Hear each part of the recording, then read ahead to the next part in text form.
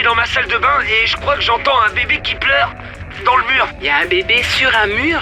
Non, pas sur un mur, dans le mur. Il y a un bébé à l'intérieur du mur. Je pense qu'on l'a jeté dans les toilettes et qu'on a tiré la chasse d'eau. Les pompiers sont arrivés sur les lieux en urgence. Si ce que l'homme a dit au téléphone est vrai, qui aurait pu être assez cruel pour jeter un bébé dans les toilettes? Non, j'entends rien. Puisque je vous dis que j'ai entendu un bébé qui pleure. Quelqu'un a jeté le bébé dans les toilettes.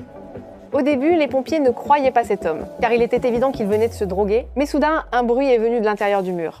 Chut. Vous avez entendu? Tout le monde s'est immédiatement dirigé vers la salle de bain. Le capitaine Sean a pris un stéthoscope et a commencé à chercher attentivement l'origine du bruit. Un marqueur, s'il te plaît.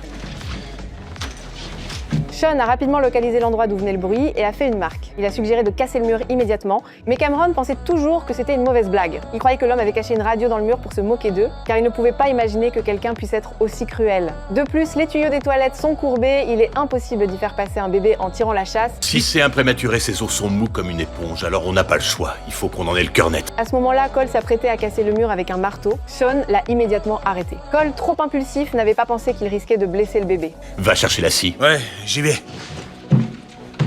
Et si tu trouves des neurones, tu les embarques aussi. Sean a donc commencé à découper le mur avec précaution. Il devait être extrêmement prudent. S'il blessait le bébé, les conséquences seraient très graves. Après avoir ouvert le mur, les pompiers ont arraché les panneaux en bois et ont révélé les tuyaux à l'intérieur.